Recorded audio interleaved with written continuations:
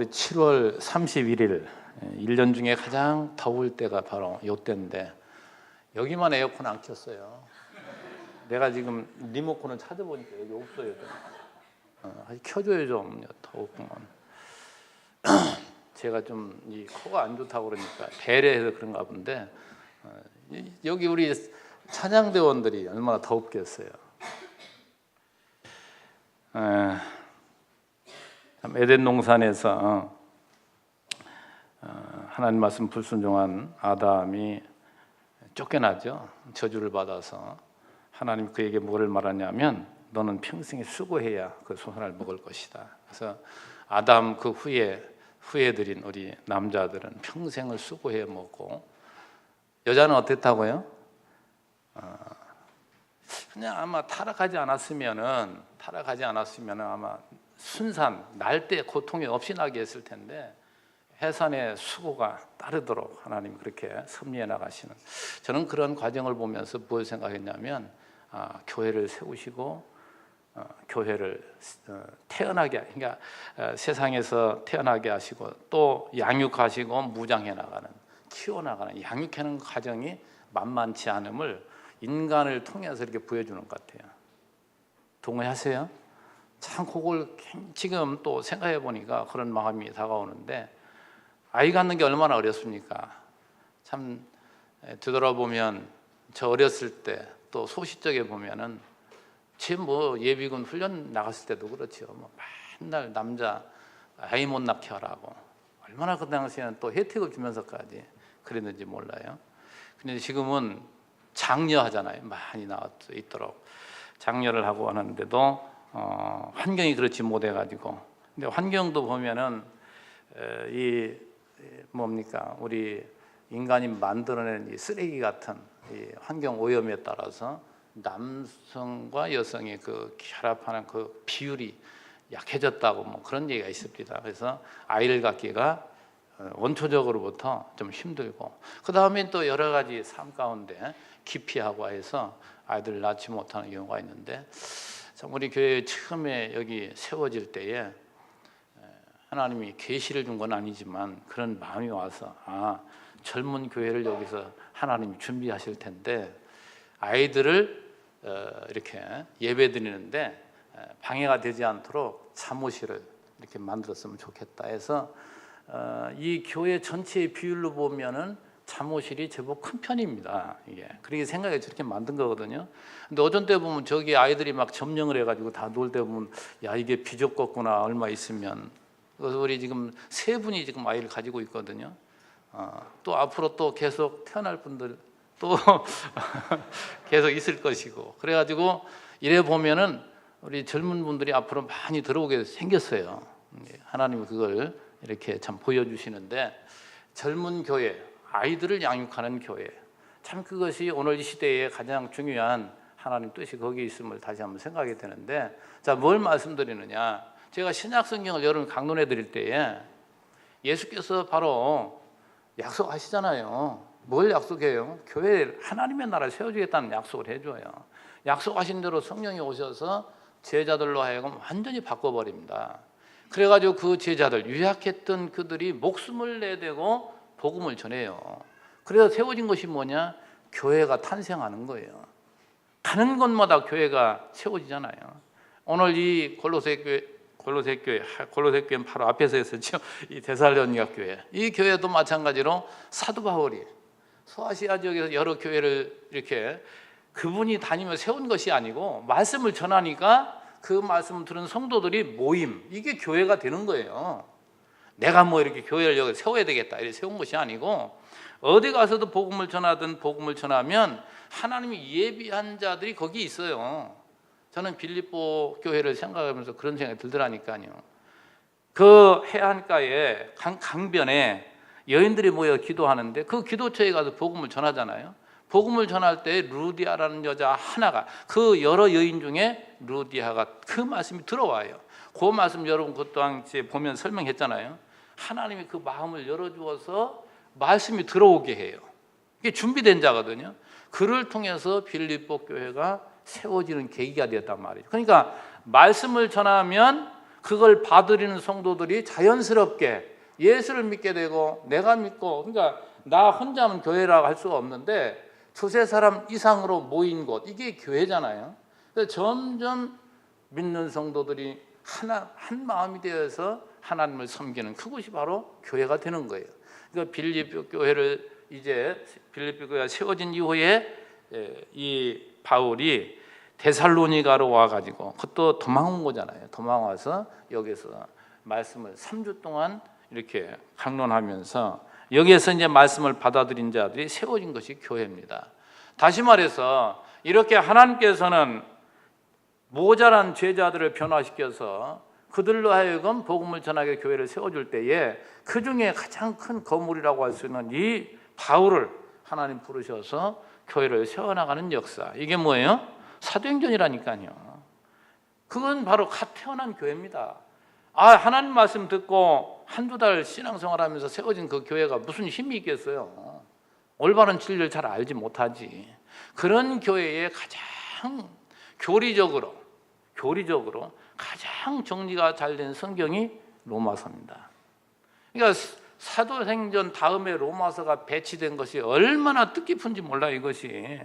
그 다음에 고린도전후서가 성도들이 어리니까 뭐예요? 자기 자랑 많이 하잖아요. 싸우잖아요. 내가 잘났네. 이 고린도 교회가 그런 교회인데 건덕을 위해서 무엇보다도 사랑이 중요하다는 것을 가르칩니다. 이게 고린도전서예요. 그리고 이제 갈라디아서는 은혜의 복음이란 말이죠. 첫째도 은혜요, 둘째도 은혜요.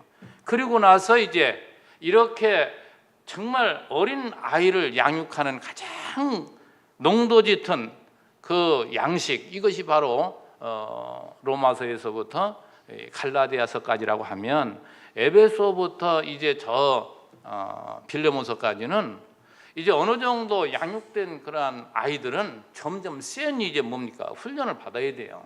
그래야 나가서 싸울 거 아니에요. 우리의 적은 항상 우리를 애워 싸우고 있으니까 그것들과 싸우기 위해서는, 그래서 어린아이를 키워가지고 처음부터 걔 보고 돈 벌어오라고 안 하잖아요. 어느 정도 걔가 자라서 걔 스스로 일하고 걔 스스로 서서 자기 역할을 감당할 만큼 될 때까지 부모는 뭡니까? 부단히 양육하고 훈련을 시키는 거예요. 그래서 어린아들 양육해서 학교 다니면서 또 배우게 만들고. 왜요? 적응을 해야 될 거 아니에요. 싸워 이겨야 되게, 이 경쟁 사회 속에서 살아남도록. 성경이 이렇게 논리적으로 이렇게 되어 있다니까요. 그래서 에베소를 여러분 강론해 드릴 때 교회의 진리에 대해서 말합니다. 교회의 진리. 근데 진리 그것 가지고는 안 돼요. 뭐가 중요하냐? 그건 이론이거든요. 삶의 우리 실제는 이론과 달랐다니까요. 우리 생활, 이 삶, 이 생활로서 우리를 무장케 하시는 말씀이 빌립보서에서 빌레몬서까지란 말이죠. 그런데 오늘 이 말씀은 여러분이 이제 주보를 보면은 성도의 거룩한 생활, 데살로니가 전후서를 성도의 성숙한 생활이라. 다시 말해서 우리 미숙했던 우리들을 성숙한 자로 누가 세우시는가? 그리스도가 보내신 성령께서 우리를 그렇게 인도하시기 위해서 오늘 이 말씀을 주셨단 말이죠. 그리고 이 거룩한 성도의 생활이 데살로니가 전서라고 지금 제가 주보에 이렇게 해놨는데, 이 거룩한 생활, 이건 구별된 생활 아니에요. 하나님 백성은 당연히 거룩한 사람이고 거룩한 생활에, 그래서 성도라고 하는 거, 성도 거룩성자를 해가지고. 그러면 우리는 거룩한 존재였는가? 아니잖아요. 얼마나 우리는 세속적인지 몰라요. 자기중심적이에요, 늘.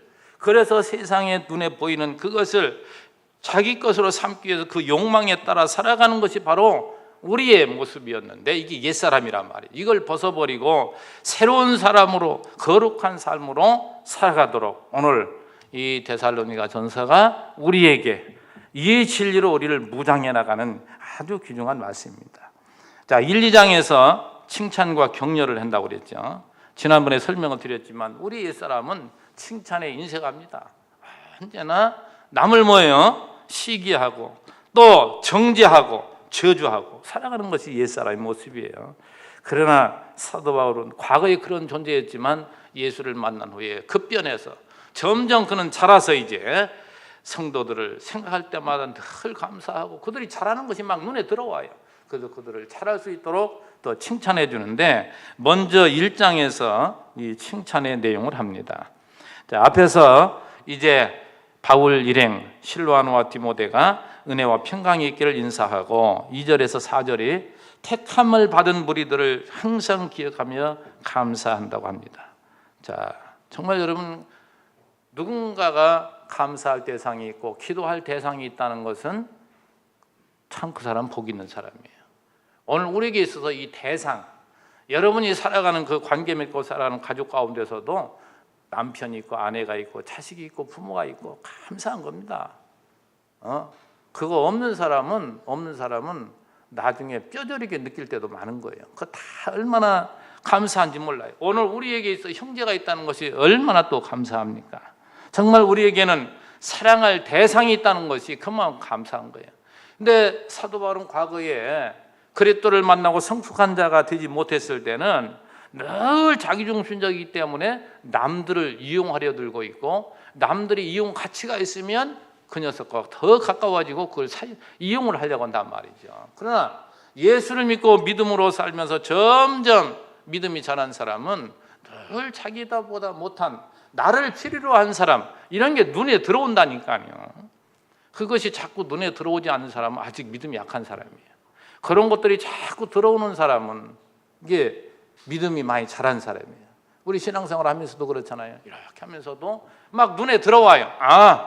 저 아이들 이런 때는 좀 아이스크림 좀 하나 사주고 싶고, 괜히 마음이 온다니까요. 애가 힘들어하고 그러면 이런 것들이 하나하나 찾아지고 들어오는 그 사람은 좀 잘한 사람이고 눈이 열린 사람이고, 그래서 그 사람은 참 행복한 사람이에요. 그래서 우리는 오늘 우리에게 있어서 하나님 붙여주신 누군가가 있다는 사실이 우리는 늘 이제 감사할 때 그 사람이 바로 복 있는 사람이라는 것. 사도 바울이 데살로니가에 무엇을 기억하면서 감사하고 있는가? 우리 지난번에 그 3절 말씀 좀 보다가 시간이 좀 가서 일찍 끝냈는데, 거기 세 가지를 말하잖아요. 믿음의 역사와 사랑의 수고와 소망의 인내를 지금 말합니다. 그러니까 믿음, 사랑, 소망을 이야기하죠.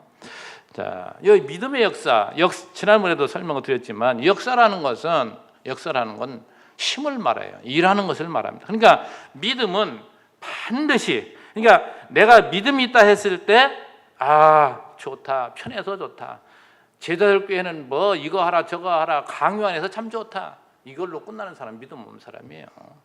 믿음이 점점 들어오고 믿음이 잘하는 사람은 아까 말한 것처럼 눈에 들어오니까, 눈에 밟히니까 하고 싶은 거예요. 해지는 거예요. 이게 역사란 말이죠. 믿음의 역사.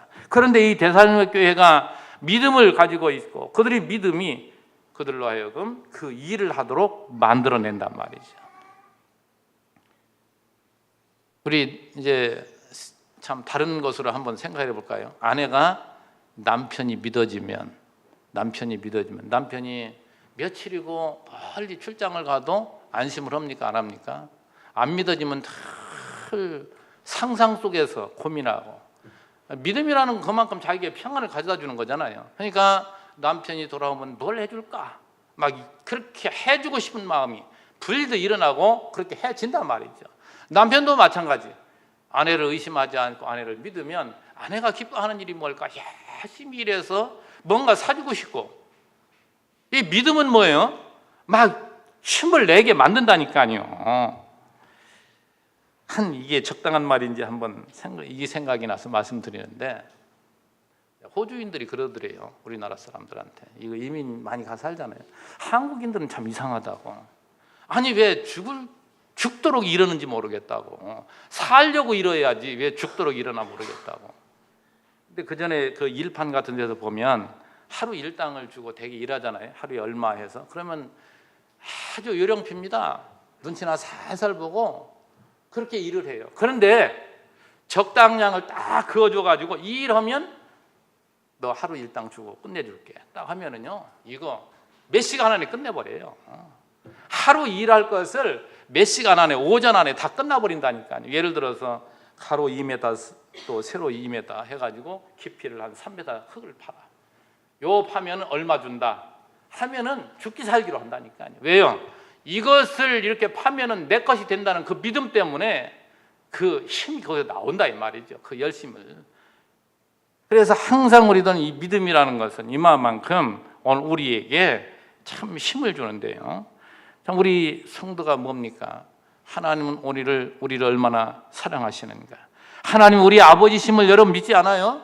우리의 믿음은 바로 하나님 우리 아버지시고 그분은 얼마나 크신 능력을 가졌는지 모른다. 그가 우리를 사랑하시는데 그 사랑은 확증이 뭡니까? 예수를 통해서 십자가에 대하시는 만큼 우리를 사랑하신 하나님. 그러니까 예수께서 이 땅에 오고 십자가를 지어야 우리의 죄를 대속한다? 꼭 그래야 됩니까? 하나님이 전능한 자고 그분 한 말씀이면 끝인데 내가 너를 용서할게 하면 끝나는데 예수님이 이 땅에 십자가 지신 건 뭐예요? 하나님 우리를 사랑하는 표현이에요. 표현. 그래서 성경에는 여러 군데서 하나님의 사랑 우리에게 말해줍니다. 자, 그리고 성령께서도 지금도 우리를 붙들고 우리에게 항상 함께 하시는 성령님. 이걸 우리가 믿는 것이 우리의 믿음이잖아요. 여러분의 믿음이 뭐냐 말이죠. 그러면 이러한 믿음을 가졌다면 하나님이 기뻐하시는 일을 위해서 열심히 살고자 하는 그 뜨거운 마음이 우리로 하여금 뭡니까? 열심히 일하도록 만들어요. 그러니까 여러분 점검해요. 내가 주를 위해서, 교회를 위해서, 복음을 위해서 열심히 일하는 그 행동이 나오지 않으면 여기 좀 뒤에 나오는 복음이 말로만 한 것이 아니라 이제 그 능력이 얘기 나오잖아요. 그런 것처럼 오늘 말로만이 아니라 우리 행동으로 나오지 않으면 그 사람은 거짓 믿음이에요. 진짜 믿음이 아니라니까요. 진짜 믿으면 그 주를 위해서 우리가 주를 믿는 거 아닙니까? 그 주를 위해서 살고자 하는 뜨거운 마음이 들어오기 때문에 충성을 다하게 된 것이죠. 바로 데살로니가 교회 성도들이 그랬기에 사도 바울은 그들을 칭찬하고 있습니다. 자, 사랑의 수고를 지금 두 번째 말하죠. 자, 정말 우리 하나님을 믿는 우리 성도들은 이 하나님의 사랑을 우리는 어떻게 이해를 하는가? 아까 말씀한 대로 정말 하나님이 우리를 사랑하신 그 증거가 독생자이신 그 아들까지라도 우리에게 내어주실 만큼 우리를 사랑하신 분이다. 그 사랑을 우리 주님이 자기를 비유해서 여러 군데 말하는데 세 가지만 볼게요. 요한복음 15장 13절에 보면 사람이 친구를 위해 자기 목숨을 버리면 이보다 더 큰 사랑이 없느니라. 그러니까 예수님과 우리를 친구를 비유로 삼아가지고 그분은 우리를 위해서 죽으실 것을 이렇게 말씀하신 거예요. 그보다 더 큰 사랑은 없다. 그리고 요한복음 10장에 14절 15절 나는 선한 목자라 전제하고서 나는 양을 위하여 목숨을 버리노라. 예수님이 목자고 우리는 양으로 비유합니다. 그분은 양을 위해서 자기 목숨을 버리러 이 땅에 오신 분이라 이 말이에요. 여러 군데 말하지만 마태복음 20장 28절에 보면 인자가 온 것은 섬김을 받으려 온 것이 아니라 도리어 섬기려 하고 자기 목숨을 많은 사람의 대속물로 주려 함이니라. 그러니까 지금 말씀드리는 것은 우리 예수님 십자가는 하나님께서 우리에게 보이는 사랑의 극치입니다. 그 어느 것과 비교할 수 없는 가장 우리에게 큰 사랑을 그러한 주님의 십자가를 통해서 우리에게 보여준 것이죠. 정말 저와 여러분은 누굽니까? 죄인 아닙니까? 죄인은 누구나가 전부 죽음 앞에 있는 것이죠. 그 죽음 앞에 있는 이러한 자들은 모두가 정말 주님의 그 대속의 은총으로 말미암아 우리가 삶을 이제 우리가 생명을 얻었고 영생을 얻게 됐는데 그것이 하나님의 놀라운 사랑임을 우리가 생각한다면 그 주를 위해 산다는 것은 너무나도 당연한 것이죠.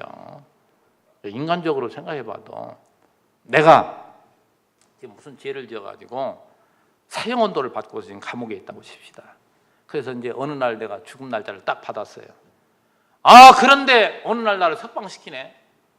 어쩐 일인가 하고 알고 봤더니 누군가가 나를 대신해 죽고서 나를 살렸다 했을 때 그의 가족이 있을 거 아니에요. 평생토록 그 은혜를 갚고자 하는 마음으로 살지 않겠느냐 이 말이죠. 사람의 목숨도 그런데 우리는 뭐예요? 영원히 죽은 우리를 영원히 살리신 하나님의 그 은총을 우리가 안다면 바로 사도 바울이 그런 겁니다. 그 주님을 만난 이후에 그는 완전히 바뀌어가지고 얼마나 주님을 사랑하며 살았는지 몰라요. 우리 여러 가지로 표현하지만 여러분이 이 사랑에 대해서 지금 설명드리고자 하는데, 부모라고 했을 때 그의 자녀를 진짜 사랑한다면 자녀를 위해서 하는 것이 힘든 일이 뭡니까? 힘들지만, 실제는 힘들지만 기쁨으로 일한다 이 말이죠. 우리 자식이 예를 들어서 어떤 장난감을 갖고 싶어 하는데 그 장난감을 사주기 위해서 나가서 땅을 팝니다. 아무리 힘들고 고달프다 할지라도 그걸 받고 기뻐하는 아들의 모습을 그리면서 그 힘이 말이죠, 그냥 힘들게 안 느껴지는 거예요. 일을 너끈히 하고 그걸 사가지고 기쁨으로 콧노래하면서 자식에게 주었을 때 자식이 팔딱팔딱 뛰는 모습을 보면 지금까지 힘들었던 것이 싹 깨끗이, 참 이 정도로 사랑의 힘이 큰 거죠. 사랑이 이렇게 힘이 큰 거예요. 그래서 오늘 교회 일꾼된 여러분이 우리 후임 성도, 어린 성도들, 항상 우리가 돌봐야 될 이런 성도들은 자꾸 이제 들어오게 돼 있으니까 그런 분들을 위해서 함께 수고하는 것은 너무나도 당연한 거예요. 이것은 하나님 믿고 하나님의 사랑을 받고 하나님을 사랑하는 성도라면 너무나도 당연한 것이다. 특별한 거 아니에요. 이게 자연스럽게 잘하면 일하게 돼 있고 사랑하게 돼 있어요. 그리고 마지막 부분에 소망의 인내를 말하죠. 3절에 그것도 무슨 소망이냐? 우리 주 예수 그리스도에 대한 소망의 인내를. 세상 소망을 얘기하는 거 아닙니다. 세상 것도 생각해 보면 그렇잖아요. 자주 그런 예를 들어서 말씀드립니다만은 참 지금이야 좀 들은 것 같아요. 옛날에 산동네에서 아이들 여러 때리고서 방앗간에서 퍽퍽하게 사는데 그것도 전세도 못 살고 사월세 살 때 얼마나 사월세 한 달도 빨리 돌아오는지. 그때의 소원은 뭡니까? 전세로 늘려가는 거예요. 전세로 늘려가는 거예요. 그래서 전세로 늘려가기 위해서 부지런히 일해서 저금을 합니다. 저축을 하잖아요. 그 통장에 동글레미 하나 올라갈 때마다 마음이 기쁨이 있고 나가서 열심히 일할 때 힘든 게 없는 거예요. 그걸 소망으로 삼기 때문에. 그래서 그걸 얻었을 때 또 그 집을 장만했을 때 그 감격은 이루 말할 수 없죠. 왜? 얼마만큼 내가 기쁨의 농도가, 그리고 고통을 당하고 살았는가에 따라서 기쁨의 농도가 다른 거예요. 기쁨의 농도가. 세상 예만 들어도 그렇다 이 말이죠. 아들 자식을 기르기 위고 그들을 교육시키기 위해서 얼마나 또 땀 흘리고 수고합니까? 요즘 세대하고는 옛날 세대는 달라요. 옛날 우리 그때 시대에 경험하고 산 게 내가 얼마나 또 좋은 시대에 태어났다고 감사하는지 몰라요. 여러분 요즘 세대에 태어나도 또 감사하죠. 그 나름대로. 근데 그런저런 일들을 많이 경험했기 때문에 얼마나 더 감사한지 몰라요. 학교에 한번 보내려면 얼마나 힘들었는지 모릅니다. 도해지는 모르지만 시골에서 아이 하나 대학 보내려면은 대학 한번 보내려면은 논 다 팔아야 돼요. 밭 다 팔아야 되고 그래야 대학 하나 가르쳐요. 뭐 다른 소득이 있습니까? 맨날 땅 파서 뭐 먹고 사는데. 그래서 그만큼 힘들었기 때문에 아들 교육을 시키기 위해서 부모들이 어때요? 땀 흘리고 수고할 때 지금까지 장사 한번 안 해본 분들이 생선 장수를 하지 않나, 과일 장수를 하지 않나, 이러면서 자식 교육을 시키기 위해서 얼마나 그 당시의 사람들은 수고했는지 몰라요. 왜요? 그런 소망 때문에. 그런데 세상적인 소망도 그런데 여기서 말하는 것은 우리 주 예수 그리스도에 대한 소망의 인내를 그랬잖아요. 이 소망을 제가 베드로전서 1장 3, 4절을 보면은 그런 얘기가 나와요. 우리 주 예수 그리스도의 아버지 하나님을 찬송하리로다. 그의 많으신 긍휼대로 예수 그리스도를 죽은 자 가운데서 부활하게 하심으로 말미암아 우리를 거듭나게 하사 산 소망이 있게 하시며. 거기에서 이제 산 소망을 얘기해요. 산 소망이 있게 하시며 썩지 않고 더럽지 않고 쇠하지 아니하는 유업을 잊게 하시나니. 우리의 산 소망이 뭡니까? 여기 나오는 거잖아요. 지금 썩지 않고 더럽지 않고 쇠하지 아니하는 유업, 곧 이것이 뭐야? 너희를 위하여 하늘에 간직하신 것이라. 이게 우리의 참 소망이란 말이죠. 세상 것을 모형적으로 지금 좀 전에 설명을 드렸습니다. 아까 처음에 아기 배 가지고 그것도 생산하고 그걸 양육하고 있는 과정도 좀 비교해서 설명드렸어요. 그러니까 세상에 어느 것도 신령한 것으로 연결해서 생각하면 세상 것이 모든 것이 그걸 가르쳐 주는 거예요. 그러니까 제가 누누이 말씀드리지만 우리를 이 세상에 두신 것은 영원한 신령한 것을 우리 가르치시려고 하나님 우리를 이 땅에 두신 것이지, 이 세상에서 너희는 영원히 잘 먹고 잘 살기 위해서 여기서 준 게 아니에요. 이 세상에서 그걸 배우라고. 그 배우는 과정도 힘든 과정에서 배울 수도 있고, 또 부요한 가운데서도 배울 수 있는데, 부요한 가운데 늘 있으면 못 배우고 늘 이 어려운 가운데 있으면 못 배워요. 배우는 것이 한정이 돼 있어요. 그러나 높아졌다가 낮아지고 낮아지다가 높아졌다, 이 시속 게임. 하나님 우리를 항상 높이셨다가 낮추시고 낮추셨다가 또 높이시는 이러한 모든 수많은 나의 일생의 이 과정을 통해서 하나님 우리를 양육시키고 교육시키신단 말이죠. 그러니까 여러분이 힘든 과정을 지금 살아간다고 그게 끝이 아니에요. 얼마나 내가 많은 힘든 과정을 지금 겪고 살아가느냐, 바로 우리에게 형통한 날이 곧 온다는 신호예요. 그게. 그러니까 우리에게는 절망이 없어요. 예수 믿는 자에게는. 왜요? 하나님 그런 분이라니까요. 그러니까 그 하나님을 여러분이 이 계시의 말씀 속에서 여러분이 보여야 되고, 그 하나님을 여러분 경험을 해야 돼요. 하나님 우리를 수없이 경험케 만들잖아요. 하나님이 살아계심과 그 하나님 우리를 얼마나 사랑하는가를 우리에게 보여준단 말이죠. 그래서 우리는 구약의 모든 모형을 자꾸 되돌아보는 겁니다. 왜? 그걸 기억하는 거예요. 이스라엘 백성들에게 왜 애굽에서 해방시켜가지고 광야를 걷게 하시고 그 가나안 땅을 정복할 때도 진짜 희한한 방법으로 정복하게 하시지 않나요? 그 모든 것이 뭡니까? 너의 힘으로 되는 게 아니야. 하나님의 약속대로 하나님의 능력으로 하는 것이지, 이걸 확인시켜 주는 거예요. 확인. 그래 보세요. 그 백성들이 정말 그 믿음을 가지고 얘기했을 때, 믿음의 역사를 가지고 얘기했을 때, 열 정탐꾼을 모였을 때 12정탐꾼이죠. 열 정탐꾼은 불신앙 같잖아요. 믿음을 갖지를 못해요. 그러나 여호수아 갈렙은 어떻게 합니까? 하나님의 약속을 믿어요. 믿으니까 그 땅이 풍요로운 것이 뭡니까? 내게 복이지요. 그 땅을 우리가 들어가 살 거니까. 그런데 믿음 없는 사람들은 그 풍요로움이 강한 자로 보이니까 이들에게 우리는 접근해서 싸워서 우리는 이길 수 없다. 우리는 돌아가자. 포기하잖아, 여기를. 근데 하나님 뭐예요? 약속해 주었잖아요. 그 믿음은 뭡니까? 역사를 갖게 한다니까요. 그러니까 여호수아 갈렙은 광야를 지나면서도 광야를 뚫으면서 그렇게 싫은 게 아니에요. 그래서 백성들을 독려하면서 결국 끌고 들어갔을 때에 믿음으로 어떻게 합니까? 가나안 땅 정복하잖아요. 그 여리고성 왜 자꾸 파리가 그렇게 이 교회 강단에서 이렇게 말씀 전할 때 파리 있는 게 흔치 않은데, 파리하니까 그전 교회 생각이 나요. 무슨 생각이 나냐면, 설립 예배를 드릴 때 내가 시골 저기를 환경을 잘 몰랐잖아요. 미리 방충망을 다 해가지고 창문에 다 했으면은 좀 덜 그럴 텐데, 그걸 모르고 설립 예배 드릴 때 돼지란 말이 잡았네. 돼지가 얼마나 냄새나요. 그러니까 얼마나 파리가 모여듭니까? 상을 차렸는데 그냥 상 위에마다 막 전부 막 파리가 앉았는데, 그것뿐이 아니에요. 강단에 이제 쭉 예배 인도하시는 분들이 앉아 예배 인도하는데 파리 떼느라고 그 생각이 납니다. 그 생각이. 괜히 파리 얘기하다가 또 줄기 놓쳤네. 요단강 건너갈 때도 보세요. 믿음으로 건너가게 하시고, 그 다음에 여리고성 정복할 때도 봐요.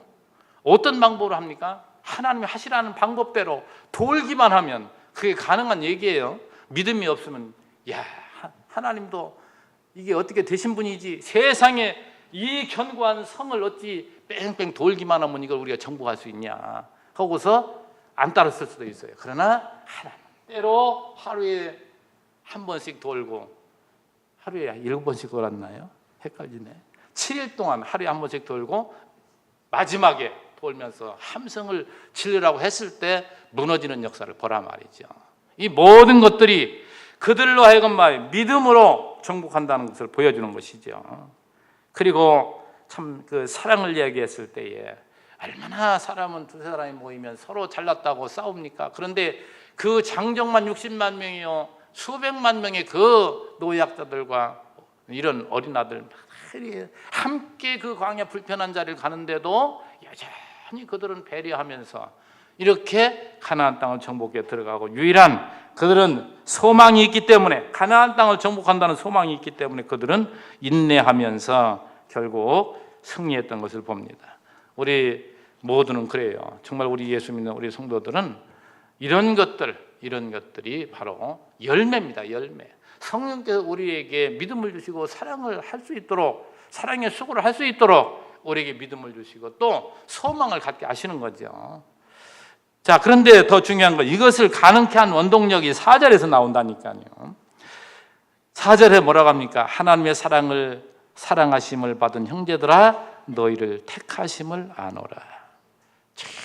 이 사도 바울이 논리적으로 해나갈 때 이러한 아름다운 일들, 요 믿음의 열매, 이런 것들이 결국 어디서 나오는가?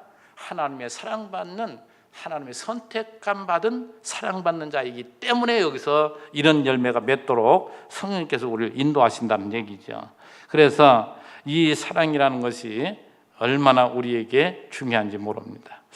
자, 참 세상 모든 인간의 불행은 어디서부터 오느냐? 사랑의 결핍에서부터 오는 거예요. 사실은 알고 보면 우리 인간은 모두가 사랑받기를 원하는 사람이에요. 모든 인간은 그래요. 그래서 아이가 태어납니다. 아이가 태어났을 때의 부모의 사랑을 풍족히 받아야 되는데 풍족히 받습니까? 못 받습니까? 솔직히 못 받아요. 왜 그러냐? 부모도 결핍을 가지고 있고 부모도 모자란 부분이 많기 때문에 부모가 자식을 사랑하지 않고자 해서 그런 것이 아니고 부모가 힘이 없고 나약하고 그만큼 모자라고 어리석기 때문에 자식에게 나름대로는 사랑을 베풀지만 자식이 느꼈을 때는 풍족하지 못하다 이 말이죠. 정말 저도 부모로서 자녀 이렇게 기르려고 했지만 얼마나 아이들이 상처를 입게 만든 그런 일들이 많았는지 몰라요. 뒤돌아보니까 그 당시는 잘 몰랐는데 가만히 생각해보면 딱해요. 내가 그때 이렇게 더 해줬으면 좋았을 것을. 이렇게 않는 부모 있습니까? 아, 나는 할 만큼 다 했어, 이런 부모 있습니까? 없어요. 진실로 자신을 돌아다보면 정말 더 이렇게 해줬어야 되는데 그만큼 아이들을 뭐예요? 사랑의 결핍을 안고 사는 거예요. 또 자라면서 형제들에게도 마찬가지 구박을 당하고 항상 비교를 당하면서 너희 형은 이렇게 잘했는데 너는 왜 이렇게 못해? 이런 항상 상처를 입고 애들은 자란다 이 말이죠. 그리고 또 어디서요? 학교 가면 또 스승한테 상처를 받습니다. 그러니까 어떤 의미로 보면 아주 상처투성이에요. 사랑의 결핍을 안고 있는 그들이 자라서 뭡니까? 사랑을 누군가에게서 취하려고 하는 거예요. 왜 결혼합니까? 아내는 남편에게 사랑을 받기 위해서. 남편이 완전합니까? 그렇게 못 베풀어 주는 거예요. 남편도 아내 의지하고 아내한테 사랑을 받고 싶은 거예요. 그러다 보니까 서로가 채워주지 못하니까 뭐예요? 그것 때문에 갈등을 겪고 그것 때문에 싸우고. 알고 보면 그거예요. 알고 보면 그거예요. 동의 안 하시는데 그런 경험들을 안 하셨나 봐. 다 그러고 사는 겁니다. 그래서 아내는 남편에게, 남편은 아내에게, 또 친구에게, 또 돈으로 채워보려고 하고, 또 뭐 별다른 걸로 권력으로 명예로 채워보려고 하고 쾌락으로도 채워보려고. 이것이 모든 결핍에서 오는 만족을 이런 곳에 찾아보려고 하지만 그러나 알고 보면 모든 인간이 서로가 사랑의 결핍 속에 살아가는 존재이기 때문에 상대방에게 채워주지 못한다 이 말이죠. 그래서 늘 관계가 그렇게 악화되는 것이고 그래서 싸우고 심지어 그래서 갈라서기도 하고 이것이 인간의 어리석음이에요. 이게 여러분 다시 한번 말씀드리지만 우리 모두는 그만큼 다 채워야 될 부족을 느끼는 이런 존재입니다. 그렇기 때문에 남편과 아내가 있을 때 한 번 자신을 돌아다보면서 이 사람에게 내가 더 뭔가를 채워주려는 그러한 노력과 그러한 열심으로 함께 살아간다면 이게 서로가 맞춰가는 것이고 이것이 아름다운 삶으로 열매를 맺게 되는 것이죠. 그래서 우리는 더 생각해야 돼요. 왜?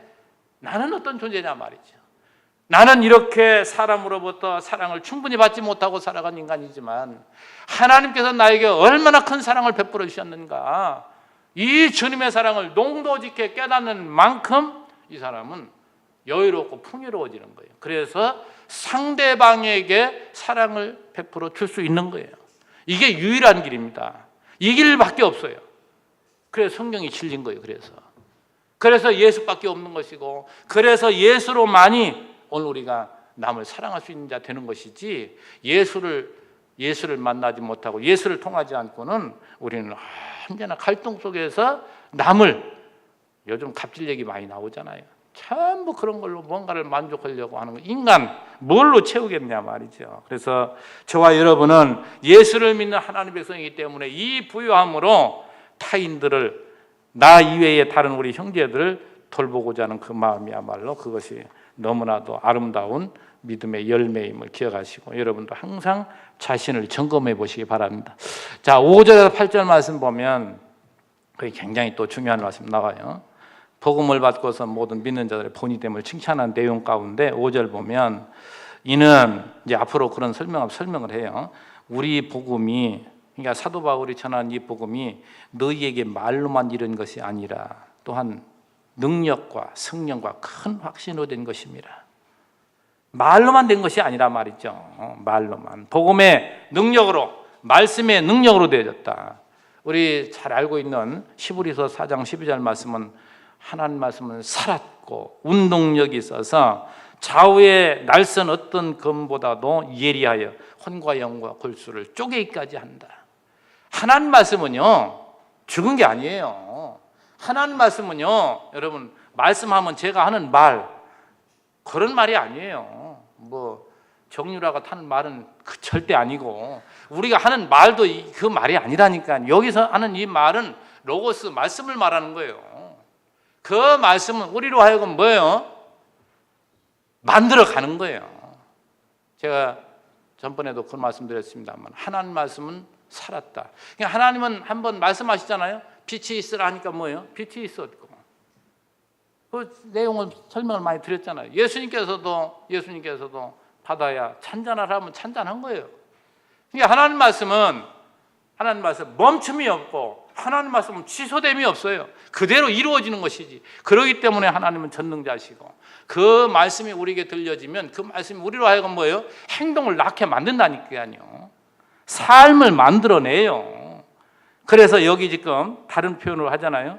자, 복음은 말로만이 아니라, 성령의 그러니까 능력과 성령과 큰 확신이라고 했지만, 성령께서 우리에게 능력과 큰 확신으로 된 거라 이 말이죠. 자, 성령의 능력은 바로 뭘로 나타납니까? 세상을 이길 힘을 우리에게 주신단 말이죠. 그래서 우리는 점점 우리 성령을 체험한 우리 초대교회 제자들이 완전히 다른 사람으로 바뀐 것처럼 그 역사가 얼마나 큰 힘을 발휘하는지 몰라. 그것이 바로 큰 믿음이요, 큰 확신이에요. 이것이 바로 복음의 운동력, 말씀의 능력이란 말이죠. 그래서 이 말씀의 능력은 참 보세요. 5절 하반절에 우리가 너희 가운데 너희를 위하여. 하와가의 사도 바울은 자기를 위해서 사는 존재였지 남을 위해 사는 존재가 아니었어요. 그런데 우리가 너희 가운데 너희를 위하여, 형제를 위해서 지금 사는 존재로 변한 사도 바울이 지금 저들을 위해서 기도하고 있고 칭찬하고 있고 감사하고 있어요. 그래서 아까 초도에 말씀드린 것처럼 형제들, 이웃을 위해서 사는 자는 성숙한 자요, 큰 자입니다. 이 자는 참 부유한 자입니다. 어린 자는 뭐예요? 항상 자신만을 위해 사는 거예요. 어린 자는. 그러니까 사람을 비유로 말했을 때 어린아이들이 어른을 배려를 못합니다. 언제나 그러니까 지 엄마 입으로 들어간 것도 뺏어 먹으려고 하잖아요. 지 입으로 넣기 위해서. 이게 어린 자인 거예요. 그러나 점점 자라면 나보다도 다른 사람이 먼저 눈에 들어온다니까요. 이게 큰 자예요. 이게 부유한 자고, 이게 성숙한 자고. 그래서 사도 바울은 내가 이런 자임을 너희들이 알지 않느냐. 자, 이어서 말씀 보면 우리가 너희 가운데 너희를 위하여 어떤 사람이 된 것은 너희가 아는 바와 같으니라. 아는 바와 같으니라.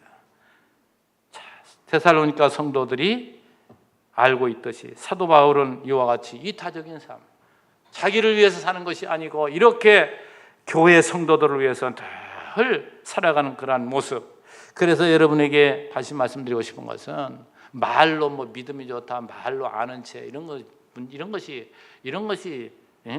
참 얼마나 우리 기독교인들에게, 제가 그 전에 무슨 얘기를 들었냐면 말이 많은 여인, 좀 이제 연상 많이 든 분들이 말이 많더만요. 그런 분들 보고서 흔히 딱 얘기, 저분 교회 권사지? 틀림없대요. 그러면 어떻게 교회 권사 되면 그냥 말만 많은지. 이게 주워 들은 말들은 많아가지고 아는 것은 많아가지고 말은 잘한다 이 말이죠. 그러나 여기서 지금 말하는 것은 생활이 중요하다 이 말이죠. 사도 바울이 얘기하는 거예요. 너 데살로니가 성도들 너희들 알지? 내가 어떻게 살았는지, 내가 어떤 삶을 살아가고 있는지, 이 삶이 그만큼 중요한, 그것이 우리로 하여금 증명하는 거예요. 믿음을 증명하는. 그러니까 참 교회 다니고 예수 믿다고 하면서도 말만 많고 삶이 엉터리인 사람은 그 믿음 없는 사람이에요. 틀림없다니까요. 그러니까 중요한 것이 뭐냐? 말로만이 아닌 하나님의 말씀의 능력으로 늘 나 자신만 돌보고 나 자신만 위해 사는 것이 아니고 나의 도움을 필요로 하는 사람이 눈에 들어와서 그런 분들을 돌보고자 하는 그런 분들, 참 그것이 아름다운 삶이죠. 우리 6절까지만 봅시다. 6절. 자, 데살로니가 성도들이 어떤 가운데 이 복음을 받아들였나? 참 6절 보면 기가 막히죠. 너희는 많은 환난 가운데에서 성령의 기쁨으로 말씀을 받아 우리와 주를 본받는 자가 되었다. 사실 환난을 당하면 무슨 기쁨이 있습니까? 환난 당하면 그 고통 속에서 괴로움이죠. 그러나 여기에 얘기하는 성령의 기쁨으로 말씀을 받았다. 정말 하나님은 우리 인간적으로 생각하면 하나님 어떤 때는 야속할 때가 많아요. 우리의 인간적인 생각으로만 하나님이 이렇게 해줬으면 좋겠는데 그렇게 안 하는 경우가 많아요. 그래서 성경의 전체 하나님의 나라, 이 교회 역사를 보면 하나님은 항상 자기 백성들을 이러한 환난 속에, 때로는 또 좋은 형통 속에, 그러니까 곤고한 날과 형통한 날을 항상 겸해 주시는데 인간 편에서 볼 때는 곤고한 날이 훨씬 많은 거예요.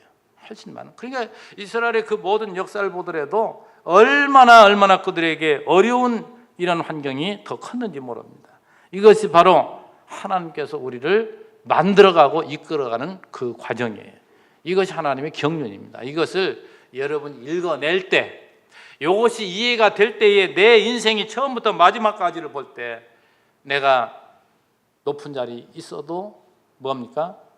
목이 꼿꼿해지지 않고. 왜요? 하나님 앞에 두려움과 떨림으로, 과연 하나님께서 왜 나에게 이렇게 큰 자로 세워주었는가? 거기에서 하나님을 바라보는데 엉뚱한 짓 해요? 못하지. 그리고 내가 아주 낮아진 자리에서 남들에게 멸시천대를 받고 있는 자리에 있다 할지라도 거기서 낙심하지 않아요. 왜요? 하나님 나를 낮추시고 나를 다리 쓸어서 사용하시려고 나를 훈련시키고 연단하는 기간이라는 사실이 믿어지기 때문에, 그 믿음은 우리에게 뭡니까? 힘을 낸다니까, 아까 말한 것처럼. 그래서 믿음의 역사와 사랑의 소고와 또 소망의 인내, 이 세 가지를 꼭 기억하십시오. 꼭 기억해요. 이거 시험 내야 되는데 요 세 가지는 꼭 여러분 기억하셔야 돼요. 그러니까 믿음과 사랑과 소망, 그건 뭘 만들어내는가? 믿음은 역사를 만들어내고, 사랑은 뭘 만들어요? 수고하도록. 사랑은 글쎄요, 수고하지 않으면 그게 사랑이 아니에요. 말로만, 지금 예를 들어서 형제가 지금 배고파하고 있는데, 야 배고프냐? 말로만, 어디 가서 뭐 먹지 그래, 되겠느냐 말이죠. 자기가 수고해서 먹여주어야 그게 진짜 사랑하는 것이지. 그러니까 사랑은 반드시 뭐예요? 수고를 낳게 돼 있고, 그 다음에 소망은 반드시 인내하게 되어 있습니다. 그래서 인내라는 것은, 참고 인내하는 것은, 또 인내하니까 우리 과거의 어머님들 생각나네. 그 유교 문화권에서 있는 그 인내는 뭐 시집가면 그지 귀신대라고 얘기하잖아요. 그 인내는 화를 불어일으킵니다. 화병. 그거는 기쁨이 없어요. 그러나 이 소망에, 천국에 대한 소망과 하나님께 대한 소망을 가지고 있는 사람은 이 인내는 뭐 기쁨으로 이기는 거예요. 이게 전혀 유교와 기독교가 가르치면 상반되다니까요. 효도도 마찬가지예요. 계속 길어지죠. 또 효도도 마찬가지예요. 여기에서 하나님 부모를 공경하라고 한 것은 부모가 뭡니까? 제가 자주 말씀드리는데 스승이에요. 그 당시에는 그 부모는 하나님을 경외하는 스승이기 때문에 그 부모를 공경할 때 나도 그가 섬기는 하나님을 섬기게 돼 있기 때문에 부모를 공경하라는 것이고, 육신의 부모를 공경하는 것은 당연히 따라 나오는 거지요. 자기를 낳아주고 양육한 부모를 공경하지 않는 아들은 불효자식이죠. 그러니까 유교에서 가르치는 거고, 유교는 왜 만들어졌느냐? 그 중국이 얼마나 넓습니까? 얼마나 많은 여러 족속으로 이루어졌어요. 그걸 통치하기 위해서 충효 사상을 공자가 만들어낸 거예요. 그 기독교하고는 전혀 색깔이 다르다니까요. 그걸 여러분 기억한다면 그거하고 자꾸 비교해서 얘기하지 말아요. 어떤 사람들은 막 잠언 강론하면서 막 공자 말씀을 막 같이 얘기를 하고 그러던데 그거하고 전혀 아니에요. 우리 다시 한번 정말 하나님께서 우리를 얼마나 사랑하셨는 그 사랑을 여러분이 풍요하게 받아들이고 느끼고 풍요를 누리면 여러분은 사랑하는 사람이 되게 돼 있어요. 그래서 나보다 연약한 자를 돌보게 돼 있고, 그것이 바로 교회, 그것이 지상교회요, 그것이 하나님의 아름다운 나라임을 다시 한번 기억하고, 여러분이 그 중심에 서서 여러분의 가정도 늘 내가 큰 자가 되어서 하나님의 사랑을 충분히 받은 크리스찬으로서 남편을 공경하고 남편을 붙들어주고 또 남편은 아내를 사랑해주고 얼마나 아름다운 가정을 만들어 가겠어요. 그러니까 가정의 불화도 내가 원인이 되는 것이고 내가 못돼서 그런 거예요. 남 탓하지 말라니까요. 예수 믿는 오늘 우리들은 언제나 하나님 앞에 자신을 점검하면서 여러분의 믿음에 바로 서서 모든 그 중심에 서서 가정을 이끌어 가시고 교회를 이끌어 가시고, 직장도 마찬가지예요. 여러분이 있는 직장이 여러분을 통해서 즐거운 일하는 곳으로 만들어 가시기를 주의 이름으로 축원합니다. 기도합니다. 하나님 아버지 감사합니다. 오늘 이 아침에도 정말 이 대사님교회가 세워진 지 얼마 되지 않았을 때 사도 바울은 디모데를 통해서 보고를 들었고, 그 보고 가운데 그들이 그 얼마 예수 믿지 않은 기간 속에서도 얼마나 믿음이 좋았는지 그런 날마다 열심히 복음을 위해서 일했고, 또한 사랑하는 형제들 위해서 사랑으로 수고했고, 그들은 어려운 환경 속에서도 참고 인내하며 소망 중에 살았던 것을 칭찬할 때 정말 그들은 하나님의 선택된 백성, 하나님의 사랑받는 자이기 때문에 그들에게 은혜를 하나님 주셨기 때문에 그런 삶을 살았노라고 오늘 우리에게 가르쳐준 이 말씀을 들었습니다. 우리 성도님들, 정말 내가 크리스찬이 되었다는 것이 얼마나 큰 복인가. 나에게 또한 붙여준 나의 가족, 나의 교회 또한 형제들, 나의 직장 동료들, 이 세상에 살아갈 때에 나와 관계된 모든 자들 하나님 붙여주신 것을 늘 기쁘게 여기고 감사하며 내가 그들에게 더 도움이 될 수 있는 하나님의 사람이 되게 하셔서 정말 하나님의 나라를 내 자신부터 만들어가고 이루어갈 수 있도록 축복해 주시기를 간절히 원하옵고 예수님의 이름으로 기도하옵나이다. 아멘.